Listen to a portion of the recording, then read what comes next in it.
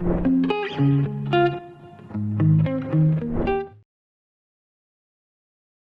everyone. Yeah, so it's my pleasure introducing Anshuman Singh sir to you today. So I have been very much honored to be mentored by him and today hosting him for this webinar. So if you don't know him, he has been twice ICPC World Finalist and was part of the engineering team that built Facebook Messenger and one of the initial people who moved to Facebook London.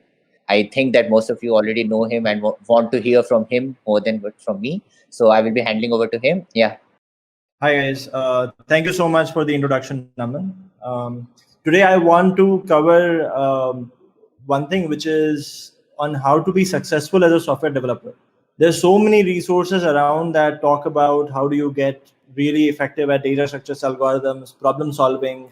But the truth is, like, while that is great, what I learned in my life was that when you move to software engineering, you utilize a lot of that learning, but it's a very different battle that you're fighting. So I wanted to share some of the insights from what I had learned then. Just take it as a feedback on some of the things that you should be doing. The way I usually do things is I prepare a checklist every single day.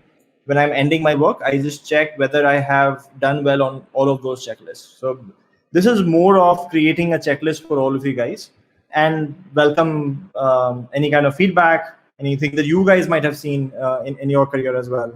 The way I'm going to structure this is actually, let me see if I can share my screen. So I'm going to just share, there's just the structure for this. The structure is, I'm going to first talk about what changes from hard skills, technical skills. I was writing code on a single machine. So for example, somebody told me, hey, I just write a code to find the first 100 prime numbers. I was able to write a code for that on a single machine. How does the same problem, or like what else to do with the same problem when you're writing the code in a software engineering job? So the first part is going to focus on that. The second part is more of soft skills. Basically, how do you hack your growth in a company? Right? Like, you'll be working with a bunch of different colleagues. What do you do so that you stand ahead of rest of your colleagues? You grow faster at a company. Again, I was fortunate enough to grow significantly fast within Facebook, multiple promotions fairly quickly. And these were the things that I had followed. So might work for you, might not work for you, but I would love to share these things with you guys. All right. So starting with the first part, which is the problems when you're solving it on a single machine and when you're solving it in a distributed environment, they have different solutions. So the first change that you have to do is on how you change the mindset to solve problems when you have the same data on 100 different machines, right? So for example, I'll just take an example here, which is, let's say I told you, hey, there is a list of integers that is given to you and you have to sort it. Now, when you're doing it on a single machine, let's say if you're doing it using your problem solving, it is super easy, right? Like most of you guys would just write a sort function and things are done. In fact, most languages have inbuilt sort. You do a list.sort or sort vector.begin, comma vector.end, and in one single line, your entire array is sorted, which is great. However, think about the case when you have the same list. Let's assume this is a list of a user ID, and every user ID has some score, right? And I have such a popular platform that I have trillions of users. And I mean user not meaning because we don't have population of a trillion people, but let's say assume it's an entity, right? So some entity, and every entity has some score, and I have trillions of these entities, right? And that's why like a single machine is not able to fit that data on a single machine. So that's why I had to split it across various 100 machines, right? And now I say, hey, sort this entire list of entities with respect to score. So that means entities with the highest score should come first and entities with the lowest score should come last. And since it's across machines, so let's say machine 1 has the highest scoring entities, machine 2 like the entities after that, and machine 3 the entities after that, and so forth. Now if you see this problem, as long as it was sorting within a machine, you can still use a sort function, which you would obviously do. But the problem then becomes, once every single machine has data sorted within them, there is no guarantee that there is an ordering between two machines, right? So then you do some variant of merge sorting, where you pick pairs of machine and then you merge their data. So you pick machine one and machine two. You do a merge between these two because they both have sorted list between them, and then you do a merging with them. Then you might pick machine three and machine four. They will again do merge sort, and then they will be sorted within them. And then that way you build it up. It's a If you search online, you will find this algo, and this again like is not supposed to be a algo teaching class, so I'm not going to go into depth of it. I would love to, but yes, I mean it uses merge sort mechanism to sort it on a distributed environment. But as you can see, like the problem became a very different problem when it was given in a distributed environment. Very similar thing. Like let's take another example. If I say find the median in a stream of integers. Now, as long as that stream of integer fits on a single machine, it's a very standard interview question. You can have a balanced binary tree of the numbers that are coming in, or you can have two different heaps, and then you can derive your median from there. However, when the data doesn't fit in a single machine and it's now split across 100 different machines, then I would leave you guys to do this exercise. It actually becomes a binary search problem. You start binary searching for your median, and those two are again like very different problems and very different solutions. So the first change in mindset is that the code that you were writing on a single machine had a very inherent assumption that everything is going to be on one machine. All of my data is going to fit in my main memory. That might not remain true when you move to a distributed setting. So that's difference number one. Difference number two, all of you here, I can read the chat. So assume that you are working in a company which has this multi-threaded environment, right? So let's say somebody here is working at Amazon. Now Amazon has these Java servers, and it's multi-threaded. There's a code snippet there which is very, very simple. If x is 5, then let's make y as x into 2. What do you think is going to be the output of the following code? Most of you would think that the output of the following code, as in like the value of y after this piece of code executes, is going to be 10, which is true in most cases. However, in a multi-threaded environment, if you have multiple threads doing execution, it is very possible on line number 1, when you checked x was 5, the value of y, I was asking for value of y. On line number 1, when you checked x is equal to 5, and for that thread, the value of x was 5, and you went in. But before you could execute the second statement, which was y is equal to x into 2, there is some other thread that changed the value of x. So for a single threaded, yes, y's value will be 10, which is 5 into 2. But when you have multiple threads, then the value is not guaranteed to be 10. It is possible some other thread just between these two lines change the value of x. So that is another thing, like the code that you read, they might not behave as you would have assumed them to behave in a normal competitive programming scenario, or when writing code on your simple machine, which was always single threaded. So they again, like the resolution there is, you can either put a lock there. I'm sure like if some of you might have studied operating systems, and there were mutex locks there, so you can either put that so that you ensure that there is only one thread executing this piece of code at a time. So you can put a lock on x so that nobody else can change the value of x. Or somebody just suggested that make x as constant, so nobody can change the value of x.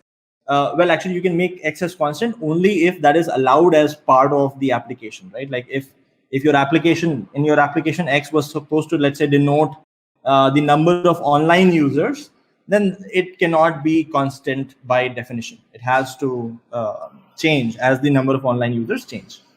So yeah, Mohit suggested like we make this segment synchronized, which is very similar to just taking a lock, which that will actually also work. But I'm just telling you, like the transition that happens, right? Like when you were writing code on your single machine, you didn't have to care about that, right? Like if I said you've written this code, and you were debugging this code, and like you look at this, you're guaranteed that y's value will always be 10 at the end of execution of this block. That's not guaranteed in a multi-threaded production environment. So you have to be cautious of those facts as well. Let's look at the next thing. The other thing that you will realize, and this is again from my personal experience, when I was in college, I used to pride myself on writing code that was obfuscated. I would write code that is obfuscated, hard for other people to understand. I would maybe use certain operations which would be more optimized. For example, for taking the maximum greater than question mark equal to, this performs better, slightly better in C++ for taking out the maximum rather than the max function. But just writing the same code in a production environment is not good enough, because in your company, this code is not just for you. It is for you and hundreds of your team members who are also going to maintain this code. So every single code that you write, you have to assume that you might not remain at the company a year from now. There should be other people who should be able to come and read the code and clearly figure out what is happening in the code.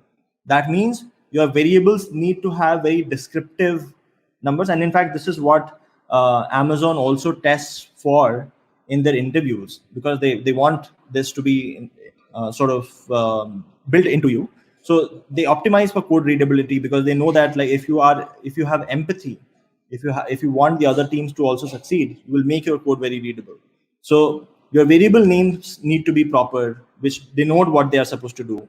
Your code needs to be readable, in the sense that if you look here in the second part, with the equal to operator, there is space before, there is space after.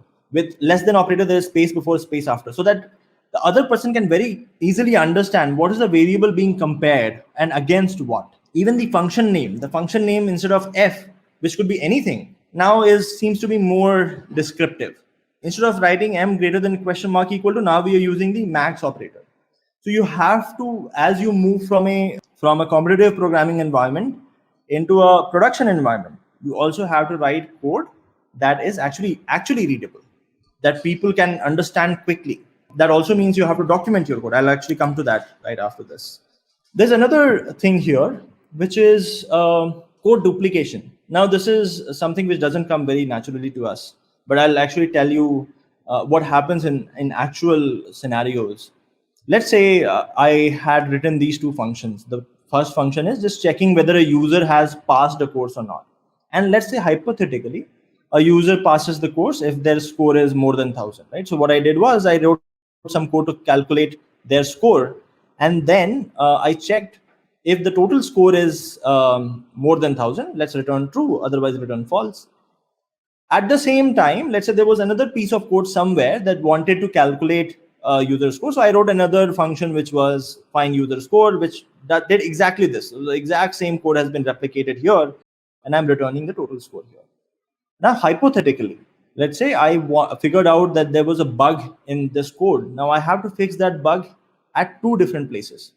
Imagine if I would have replicated this code 100 times at 100 different places, I would have had to go and change code at those 100 different places.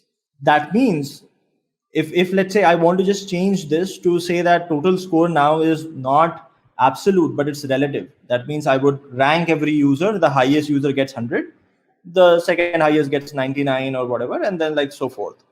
For changing that, I will have to change the logic at each of these places, which is very cumbersome. That means that as you move to production environments, companies try to optimize for reducing duplication of code. So they would rather want that any code that has been duplicated, you create a function for it, and then every single reference point is calling that function.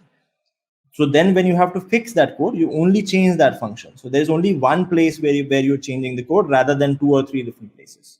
This again is not very important in a competitive programming, because as long as the code works, as long as it gives the right output, everybody is okay with what you wrote.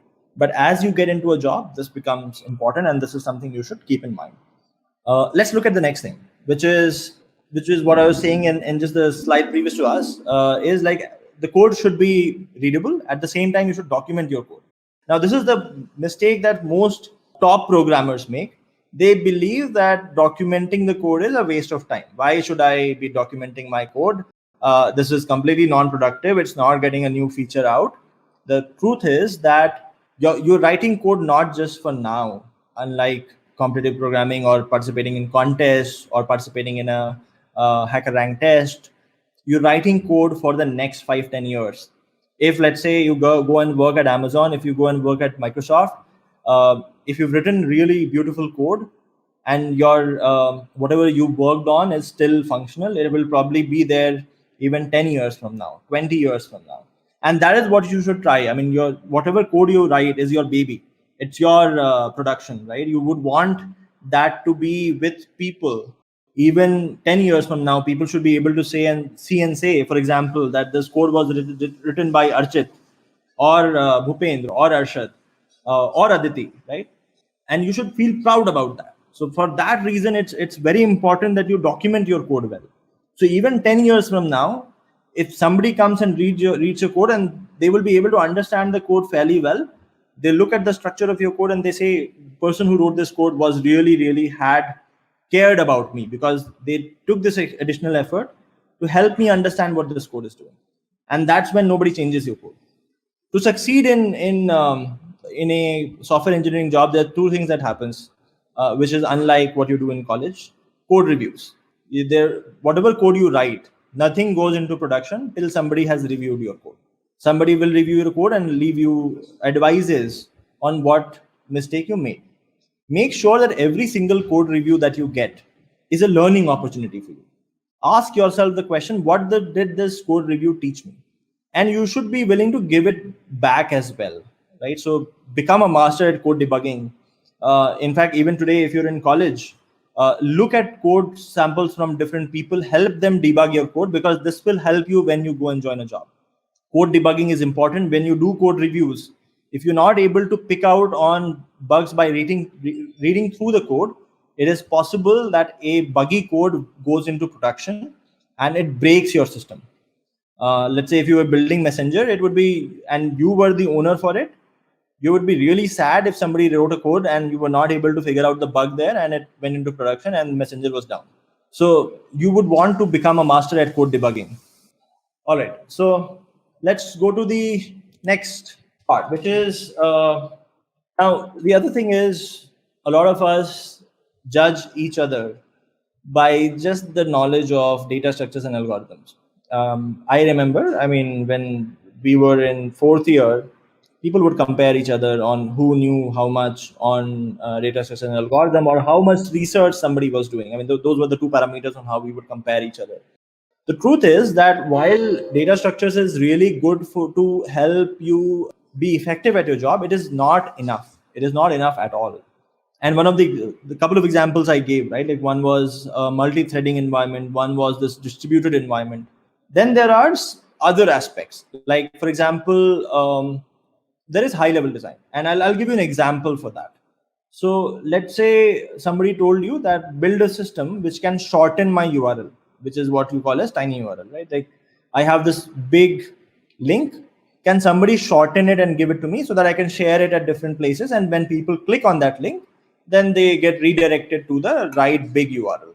Like the service is very simple, right? Like anytime somebody requests you to just shorten a URL, you generate some random code. You make that tinyurl.com / that code, and you return that tiny URL. And when somebody tries to access it, you just, since you have stored that, now you also have to store the tiny code to actual URL mapping. Since you have stored that, you can look it up and then you can return the right thing. Now, think about the case when your system has grown so big that all of the mappings that you have, which is your tiny URL to the actual URL, all those mappings cannot be stored on a single machine, right? So my machine, let's say the laptop that I have, it's a 1 terabyte laptop. I have generated so many entries that now my laptop is full and I cannot store the entries here. So in that case, let's say now I have two machines that are storing this data now. Some of the data is on machine 1 and then some of the data is on machine 2. So when somebody asks me, hey, what is the URL corresponding to the tiny URL, let's say XYZ, then I search whether XYZ exists on machine 1 or machine 2. If it exists at either of those places, I look up the corresponding entry and I return it back. Very simple. However, let's say somebody comes and says, please shorten a URL for me.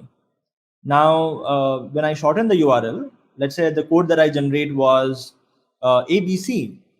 Now, before I store it, I want to be sure that ABC has already not been generated before. So I go and check in DB number 1, which is machine number 1, and I go and check in machine number 2. Let's say I did not find ABC. And now I proceed to write ABC in machine number 1. It is very possible at the same time there was another thread on machine number 2 that was doing the exact same thing with ABC.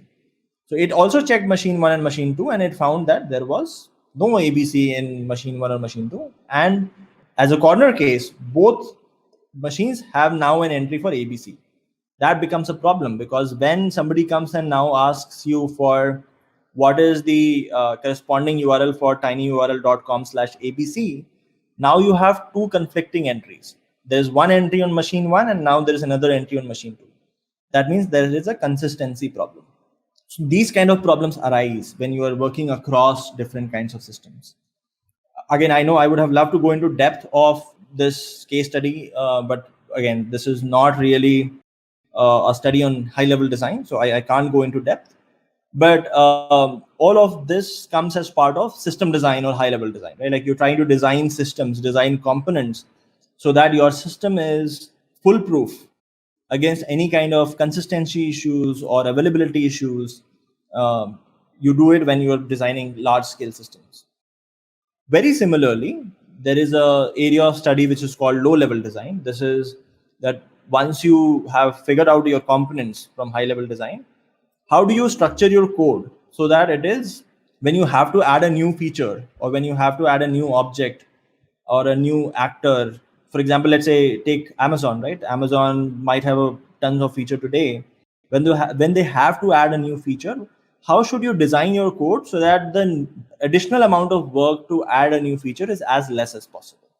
I'll give you an example, and this is again a very rudimentary example, nothing to do with the real world. But assume, let's say somebody said, hey, actually write a code where you design this creature called lion, and lion can eat, drink, walk, and sleep. So you write a code and you sort of define how eat works, how drink works, how walk works, how sleep works. Now tomorrow somebody else comes and says, now I also want to support a dog who can do exact same things: eat, drink, walk, sleep. In your format, you'll have to duplicate the same code for a dog and then redefine those functions. But it is possible dog and lion might have some similarities. Maybe they eat the same thing. The eat function looks exactly the same. So in the current case, you're duplicating code. But if you use OOPS principle, which is object-oriented programming principles, you can probably define a parent class which was animal, and then lion could have been defined there, and a basic eat, drink, walk, and sleep function is defined for animals. So as you add more animals, you probably don't even need to implement certain functions. Those just get carried forward, right? So your additional effort of adding a new feature or a new actor becomes significantly less. This is a different area of study altogether, which is called low-level design and design patterns. There are a bunch of books on that. We'll actually post links to certain books that you can read on your time on design patterns. Some of the design patterns are builder pattern, which exists in Java, factory pattern. Builder also exists in Python. There are singleton patterns, and so many more features, design patterns. And different design patterns are valid for different use cases. The third thing is, which is also, by the way, checked in interviews as well, is how do you interpret questions? Can you gather requirements? For example, let's take the same example of tinyurl, right? So I say, hey Archit, why don't you build a tinyurl, right? And Archit says, great, very easy. I'll build this service that stores the tinyurl to actual URL mapping in a database, and I will return whenever somebody says, give me the mapping of tinyurl.com/xyz. I look up the mapping and I return the actual URL. Great, all done. Now tomorrow, the person who had actually asked you came and says, hey, I actually want to see statistics. I want to see who is accessing which URL, what location are they accessing it from, what browser are they accessing it from, which age group is going to what kind of URLs. And you say, shit, I haven't built that. I'm not tracking when people are requesting, who is requesting. I'm only tracking tiny URL to actual URL mapping. So you forgot to store it. You lost all of that data. And when you lost your data, then there is no way to recover it, because you can't replay what happened in the last 7 days. So, but if you knew this requirement before, if you knew that statistics was important, you would have designed with that in mind. So when somebody gives you a problem, and in real world in your job, usually problems are going to be not as well defined as you get in a competitive programming, right? Like competitive programming has everything defined. It gives you limits. It tells you what cases are possible, what cases are not possible. But real world problems are not that well defined. When you're defining Uber like cab service, you don't know, like at what speed cars might move. Maybe the driver goes to sleep. Maybe people are not reachable. There's so many different corner cases that nobody told Uber in the beginning. They had this big scandal that happened in Delhi that was never specified as part of the problem. You have to go and gather all of those requirements. You have to foresee a lot of these corner cases yourself.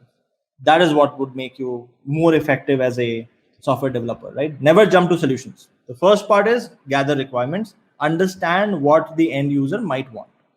The other thing is, a lot of us think, and this is just a myth, that CS fundamentals are not important. As long as I have done well with data structures and algorithms, I'm going to do well in my job. The truth can't be further away.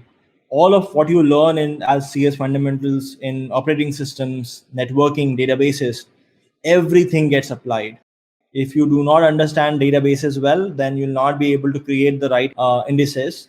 You'll not be able to create the right schema. You'll not be able to make the right choices. If you do not understand operating systems, then these are very common problems. If your code base is in C++, there's so many times that your application would have some kind of memory leak. Memory leak is basically when you're allocating an object. For example, you can say that a is equal to new int whatever, but you forgot to free a. So free the memory that you allocated for a. So it is very possible you have memory leaks, and then you do not understand how to debug those memory leaks. There are these softwares that help you analyze the memory and what kind of objects there are, but those softwares don't tell you like this object is of type this, it was declared on this particular line. That is not what they will give you.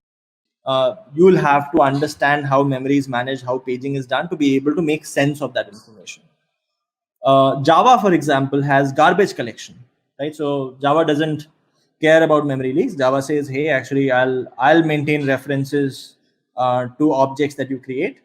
Whenever an object does not have any more points of code referencing it, I'll automatically, my garbage collection will kick in and it will free it. Now, garbage collection would has different kinds of variables, different kinds of lives of variables. So how do you tweak your garbage collection for your application? Because there are different kinds of application, right? There are certain applications where you want your requests, you have a lot of parallel requests, and in parallel they are very low on memory footprint and they get executed quickly. At the same time, you have these requests that might be very heavy, right? For example, I want to fetch my news feed in Facebook. Now, fetching a newsfeed for me, if I want, let's say, 100 different items in one go, that is very heavy on memory, right? Because I am getting like 100 different posts, along with number of likes, the content, and a bunch of links that might be in those posts. So, even understanding that for my kind of application, how do I need to tweak garbage collection? That also requires you to understand memory management well. That requires you to understand how is memory managed inside, let's say, a Unix operating system. So again, like CS fundamentals are important. Just busting a myth here. I heard somebody say it, so I wanted to make sure you guys understand that if you have to be successful as a software developer, CS fundamentals are important too. All right, this is the biggest myth that I have seen with people around me. When people move into their new jobs, they believe that writing unit tests is beneath them.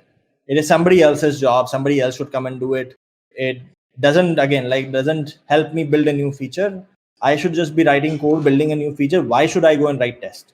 Problem is, you write tests so that no other person, and you have to assume that there will be people who will not have the same kind of understanding as you do. There will be people who will not test your part of the code. They change something else for their own use, and your part of the code got affected. You want to write tests to make sure your part of the code is not affected. For example, the earlier case that we took, that there was a function that calculated some user's score, right?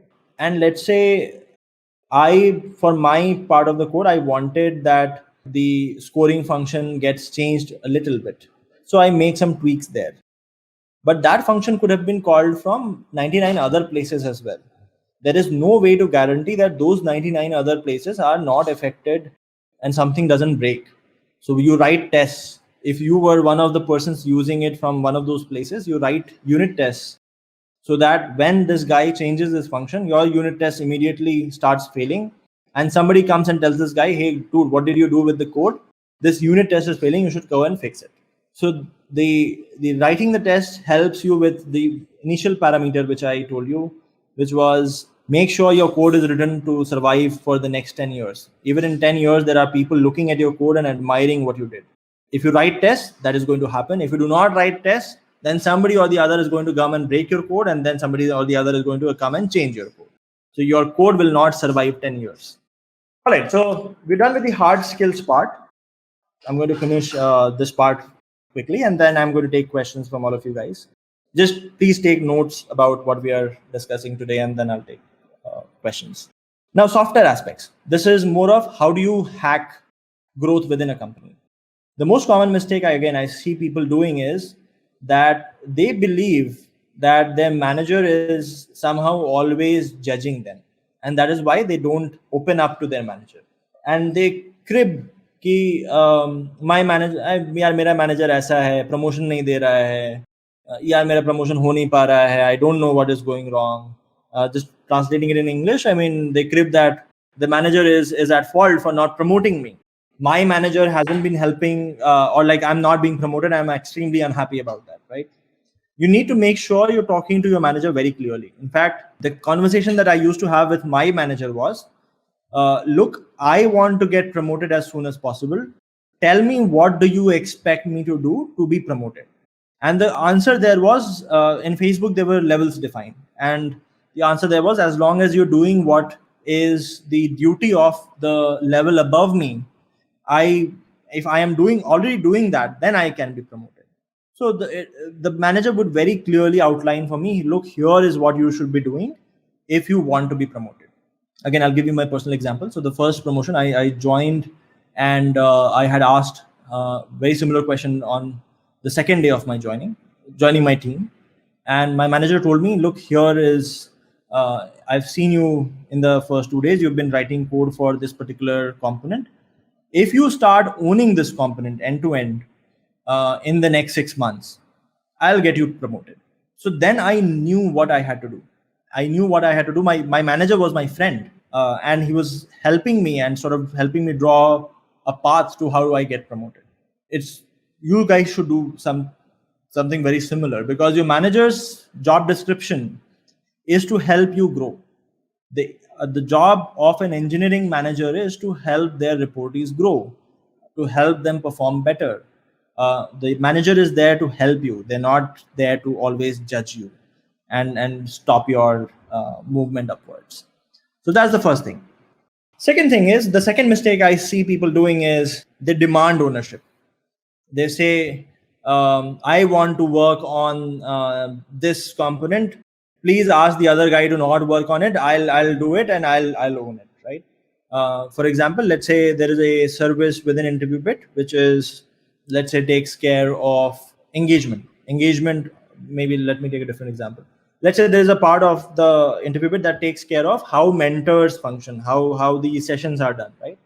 Now, if somebody comes and says that I want to do it, and please remove the other people who are working on the mentor piece of code today, I want to take ownership, then that usually is not really executable, because if I go and remove the other person who are working on it, what explanation do you give them? The solution there is that if you really are interested in working on something, or in owning a component, you start contributing there. You start looking at what is broken there, you start fixing it.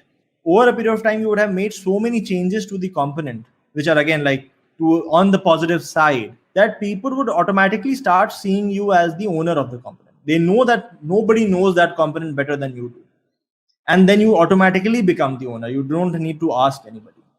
So don't demand ownership, earn ownership. That was lesson number 2 on the software skill side. And when you do this, like, you start doing better than your peers automatically.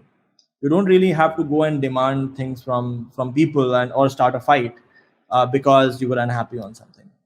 The third mistake that I see people do, and that is on both sides, getting feedback as well as giving feedback. I'll actually address the giving feedback part first. Most of us, when we graduate out of university, we are very raw, right? Like you talk to your friends in a very informal fashion. You even abuse your friend, and your friends are okay with that. If something is wrong, you're very okay being very harsh to them, and your friends, being friends, they understand.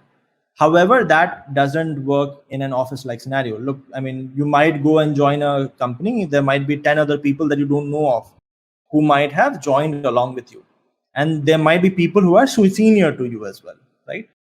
Now, when you see something which is broken, or when you see somebody who has made a mistake, and if you really feel very strongly about what you're building, if somebody made a mistake and let's say created a bug in your code, you would feel really bad about it, and you'll go and give a very harsh feedback. You don't know anything, tumhe kuch nahi aata hai, kya kar diya tumne mere code ke andar. And but the thing is, when you give a feedback like that, that feedback is not constructive. You're not helping the other person understand how not to repeat the same mistake again. And especially when you attack the other person, they then start holding vendetta against you. They rather, instead of improving, they start thinking ki, how did this person talk in that tone to me? I will show him. I will do something which will hurt him. You don't want that to happen, right? Like your the reason why you went and gave feedback to somebody was not to create enemies. So there is a very simple framework of giving feedbacks. This was actually created by McKinsey. So the simple framework is, when you are giving feedback, do not express emotions or opinion. The first part of the feedback should only be facts. For example, I'm going to take an example scenario so that it makes sense. Let's say InterviewBit actually hires problem setters to create some problems for contests or let's say like assignments within Scalar Academy. Now, let's say I have hired a problem setter, and I had asked the person to create a problem for a contest. And it was a very, very important contest. So the person created a problem, did whatever they could from their end. But in the contest, let's say the problem broke. It had wrong test cases. So we fixed it, but like obviously like that was not a very good thing to happen, where like you have this very important contest happening and there was this problem which was broken. Now there are two ways of handling it, right? Like I go to the person and I start saying that, hey, you are so incapable, you couldn't even handle setting a problem for this contest. I had told you this was a very, very important contest. Why couldn't you have tested it properly? And all of that. The person actually gets angry. The person becomes starts holding negative feelings about me in their heart. However, if I go and just tell them fact, if I tell them, hey, person X, you had set a problem called ABC for this contest. That is a fact. The person cannot deny it. ABC had a problem in the test cases, and we found that out during the contest. It was not fixed before the contest. What I feel is we should be more diligent going forward. And the way to do that is maybe we should be testing them by writing solutions in different languages and checking whether those pass or not. Now, when you give the feedback in that tone, the other person knows that you're not expressing your opinion or emotion, but you're rather telling them facts, and they cannot hold a grudge against you for stating facts. So your feedback should always be driven by facts and then maybe corrective actions, and be willing to discuss corrective action with the person. When you're getting feedback in a very similar way, you should always be asking for feedback. I mean, even when you know you're doing well, you should go and ask your manager, your peers, hey, how am I doing? Do you think there's something else that I should be doing differently? And there would be people who would not have seen this presentation and will give a very harsh feedback sometimes to you. And in those cases, make sure you don't take feedback on your ego. To understand the underlying reason that somebody is giving me feedback is because I did something wrong. How do I fix what went wrong? How do I figure out corrective action for what went wrong? If somebody is giving me feedback, one very common thing that we do is we get defensive. We start saying, "अरे नहीं, but ये ऐसे नहीं, actually तो ये ऐसा हो रहा था, इस वजह से ऐसा हो गया. It wasn't my fault. I actually had good intentions, but look, the situation was like this, which is why it happened." Don't get defensive. Let the other person complete and try to reason. Maybe there was a mistake on your end. Whatever little, accept that and say that, hey, I'll figure out a way of fixing that going forward. When you do that, then you improve over a period of time. If you get defensive, if you never accept that you make a mistake, look, all of us make mistakes. If you do not accept, you will never improve. So always get feedback, never take it personally, and figure out corrective action. While giving feedback, be very polite, state facts, and state corrective actions that you feel. When you do that, you will move up the ladder because people will like you. You don't want to create enemies anywhere, especially so in your current company, right? The last thing, I promise this is the last thing. As I said, be nice, be respectful, do not create enemies. Mostly you would have to work in teams, more so because teams can get done a lot more than you can individually do. The third thing which a lot of people do is they spend too much time on counting how many lines of code I have written or how many number of hours I've spent in the office. Don't do that. Look at impact. What should I do so that, let's say, my product becomes better, more people start using it, and state that. I mean, when somebody asks you what have you done in the last 6 months, there are two kinds of people. There is a person one who would say, I have written 1,000 lines of code in the last 6 months, and I have gone and done these many meetings, and I have done some X and Y and Z. And there's a second person who would talk about the change that brought. That person would say, hey, actually, in the last 6 months, I have increased the number of users using the product from, let's say, 100,000 to 200,000. I have reduced, let's say, latency or the time that the service used to respond back with by let's say 100 milliseconds. So when you state impact, that's a very positive sign for the person who is asking you for what you've done, right? Like, managers usually optimize for impact rather than what number of lines of code you wrote or like how many number of hours you spent in office. And the last thing is, and this is again like something which was very common within Facebook, there was a very term which would go around, which was growth mindset. Always think about growing, no matter where you are. You might be the CEO of a company, you might have already become like this VP of your organization. Even then, always keep thinking about what do I need to do next so that I grow. Have a growth mindset. And usually growth happens when you learn new things. So prioritize learning new things. Never be afraid to take risks. Maybe today I am coding in Java. This new company that looks very exciting codes in Ruby. It's okay. I'll learn Ruby and then I'll be able to go and do well there. So do not be afraid of learning. Always prioritize learning. If you are capable, then everybody would want you. The best job guarantee is capability. Nothing else can give you job guarantee. Jobs go away. People get laid off. But a capable person is always in demand. So always focus on growth, learning, building capability. If you're capable, you'll always be in demand, and as a result, you'll end up making a lot of impact as well as a lot of money. Both happen in parallel. So that is all from my side, guys. These were my learnings, personal learnings. Again, there are some of you who might have had different learnings, but I would love to take up questions as well. And Yeah. Naman is also here. Sure. Thanks, Anshuman. So guys, I will be taking questions from Slido, and you can post your questions here in this link, or the link is present in the description of this video. So we will be taking questions from there, or you can put your questions in the comments. I will be taking from both the sides. Okay. Okay. So let us start with the questions. The most popular question we have is that for CP, we mainly focus on algos and TS, right? But what topics should one be proficient for building large scale systems? I think in the chat you mentioned about high level design and low level design, but is there anything specific in them? How to learn them?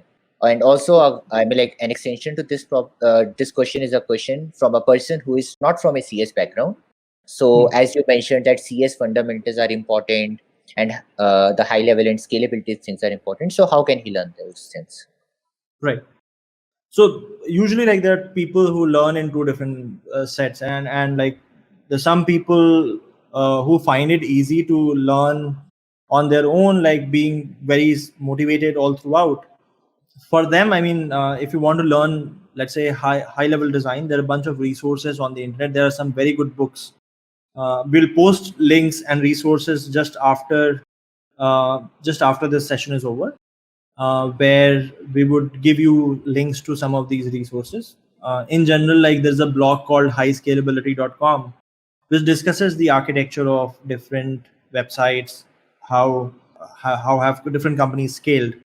So we will post resources there. You can go through it. And there is a second set of people who might not have the same background as other people, and they might not be able to understand these resources at the in the same fashion as somebody else might.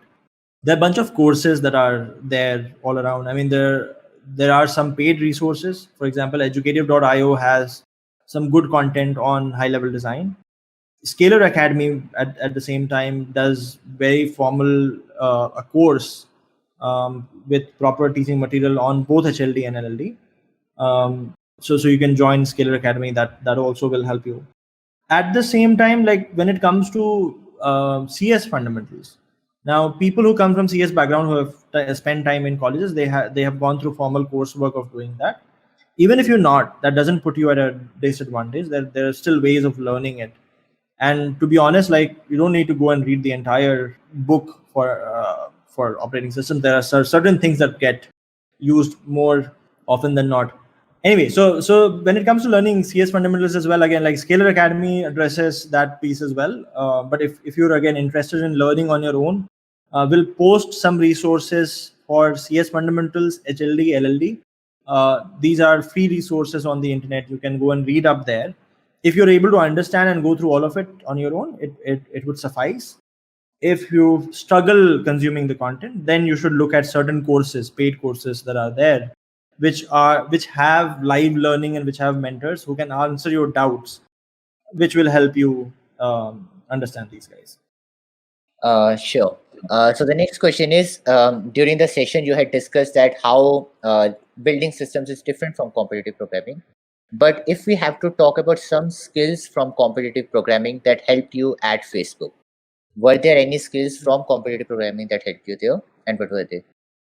When you do competitive programming for a while, there are 2 or 3 things that you learn to do. One is, if you look at development cycle, let's say Sachin is a developer, right? And if Sachin is spending 10 hours developing something, the typical pattern is people write code for 2 or 3 hours and then they debug the code for the next remaining 5-6 hours.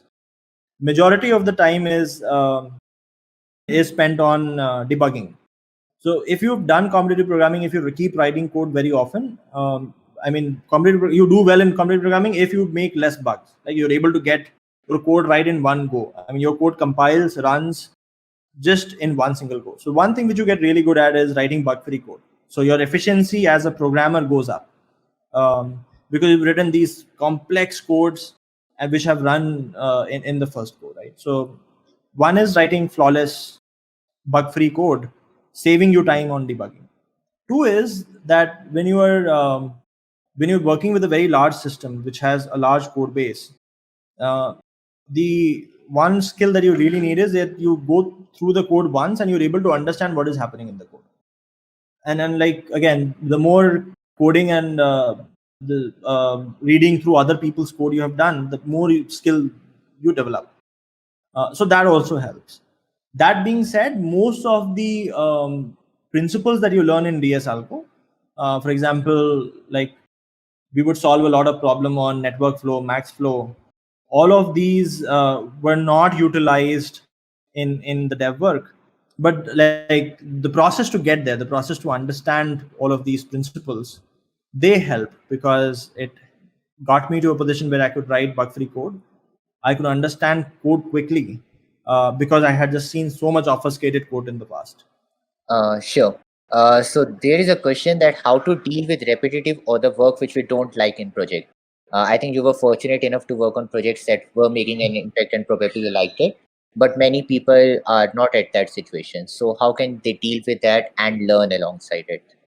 Right. So yeah, that is again another another problem with a lot of work. I mean, and that happens with all kinds of organization. Even if you are studying at, let's say, or you're working at, let's say, Amazon, it is possible like there are certain teams that have very repetitive work, which might not give you enough opportunities to learn. I would say even in those cases, if your work is repetitive, the good thing is like your work isn't very challenging. You can finish your work quickly, and then focus the rest of your time to figure out what are the things you can do to upskill yourself. Right. So, as I said, like learning. I mean, when we talk about, for example, high level design, not everybody gets to design components. Not everybody gets to architect these high traffic systems. If there are 100,000 developers, then probably 100 out of them get that opportunity. That being said, if you understand that, that makes your transition into an SD2 or SD3 or an architect faster than everybody else. Okay. So there have been some people are asking what are some good books how to develop that growth mindset. Do you have any book recommendations for that? Actually, there are a bunch of books. Somebody actually in the chat had posted the 80/20 thing. I actually, on the growth mindset, I have never read a book, but it's been more through my own personal experiences talking to people. That being said, there are books like 0 to 1. 0 to 1 is actually a very strange choice because it talks more about startups. But if you just read through the book, you'll understand like how the psyche is around growth most of the time, how compounding works. Even if I'm growing by 2%, 3% every day, that compounds to become a huge number over a period of time. So I mean, I'll actually research and then maybe suggest books. Right now, in my personal experience, I did not have to read a book. I just experienced that through people around me. Okay, so there is a question that when to say that it is done with a company, when to quit a company. Is there any particular situation that happens that you just decide that nothing more is possible here? So when to quit? Right. So if you're in a job and you're thinking of quitting, there are a few things that you should consider, right? So usually, why people should stick around for more time in a company is because if you keep switching very often, you don't get to learn enough. Because usually, when you go and join a new company, it takes you about a month or two to get used to how things happen in that company, and for you to actually build something which has enough impact, it takes you about a year. But let's say you entered a company, you saw that, hey, actually, the culture is really bad. Usually, if you're in a situation where there is a lot of politics and people who butter up their managers get promoted, other people do not get promoted in spite of the contribution that they're making, then it's probably not the right place for you. You should look at moving out. If you're going and talking to your manager about these things and how to progress forward, and the manager is dissing you, you're not willing to cooperate. Good organizations do not have those attributes. They look at investing in every single employee. They want to optimize for every single employee's growth. If you are at a place where people are willing to invest in your growth, then you should stay there. Because even though today you might be in a project where you're not getting to learn a lot, it is possible when you talk to your manager and you express your concern, the manager might be able to draw a path for you where you move to a project where you might get to learn a lot. Okay, so there's a doubt from a person who probably is shifting from a startup to a MNC. Says that in a startup, focus is on speed of coding and not much on code quality. And now suppose he is trying to shift to an MNC, will it be a problem because in MNCs there is a lot more focus on code? So is that a hindrance or is that a problem? Yes, initially there was thinking. Initially, probably for the first 1 month or so, you'll see that there is so much more something that is getting to poor quality, and you'll feel frustrated by it because you wrote a code, you know it works. Now somebody is telling you to go and change that code. You did some changes to code. Some people came up with other suggestions. Then you change that as well, and there's just so much back and forth happening on the code reviews, which causes frustration. But believe me, it's just going to be there for about a month or two at max. Post that, you'll get into the habit of writing code that is structured, and that is actually good for you. I mean, like, understanding how to write code that is of very high quality, that is good for you. What is going to happen though is, like, depending on what team you end up at your MNC, the amount of impact that you were able to make at a startup versus the MNC, that might go down. But again, it's dependent. It's dependent on, like, which company you are at, which team you are at. So there's a question on any advice to freshers on what to focus on early in the career, and an addition from my side, what not to focus as well early in the career. Got it. By the way, today's session was primarily on things that you should focus on, what you should focus on, and what not to focus on.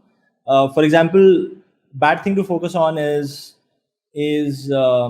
Hindi में एक word होता है शोषा, which is just like how flashy a company is, but doesn't really focus on getting people the right amount of learning.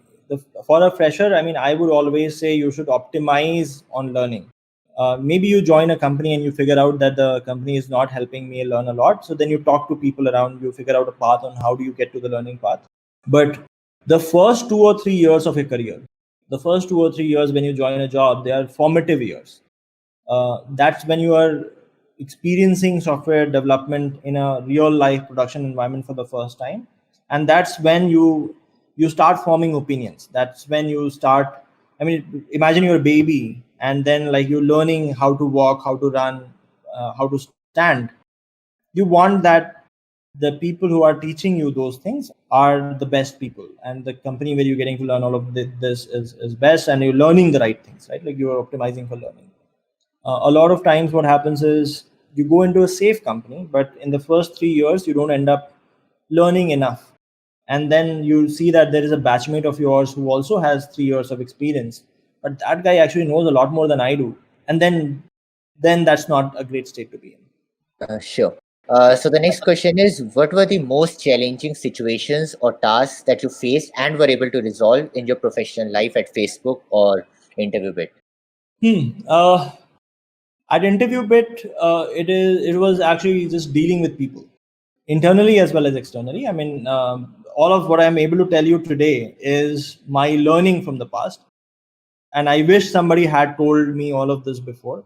All of this I had to try and do and fail and then learn, right? For example, the entire thing about the framework of giving feedbacks, I've been at the other side where I've given feedback to people harshly, just because, I mean, when things don't happen, you get angry, right? And then you shout at somebody, or you give them a feedback in a very, very rude tone.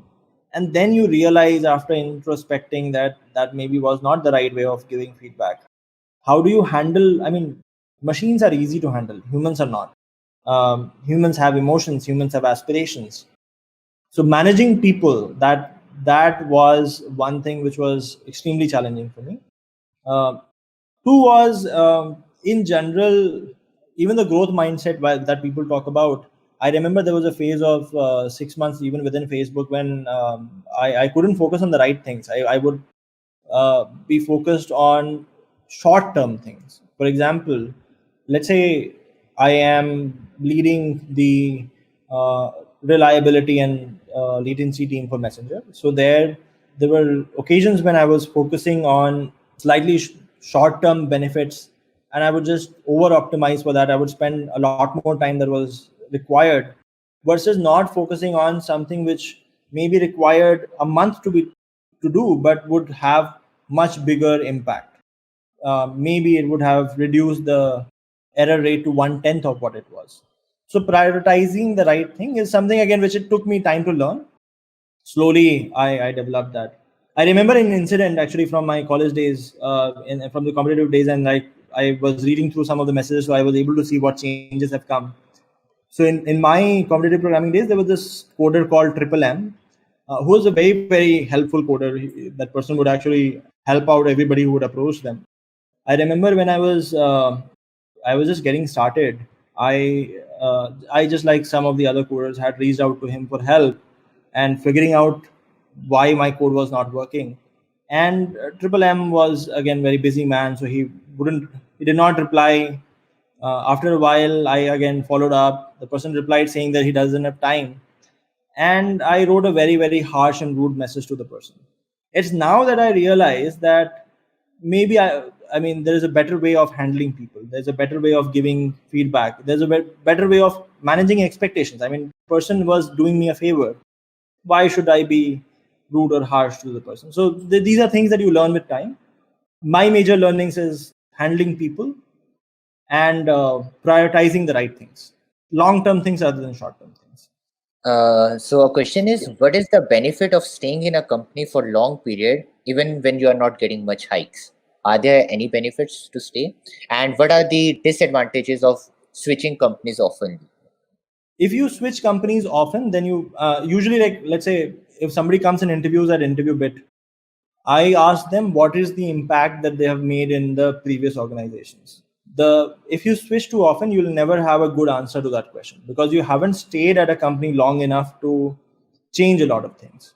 You cannot say that, hey, actually I worked at, let's say, Grofers for a while, and I was able to increase their order volume by 20%, or I was able to increase the number of people visiting the site by 10% by the changes that I did, or I made the site faster by 20%. Right? You'll never be able to say that, because you've never spent enough time understanding what is happening within. And Grofers is just an example, guys. Please do not quote me there. I just took a random example. So you never spend enough time within Grofers to understand how things are working there and change things for the better. But if you spend enough time, then you're able to create these impacts, and then you're able to talk about them when you go outside, right?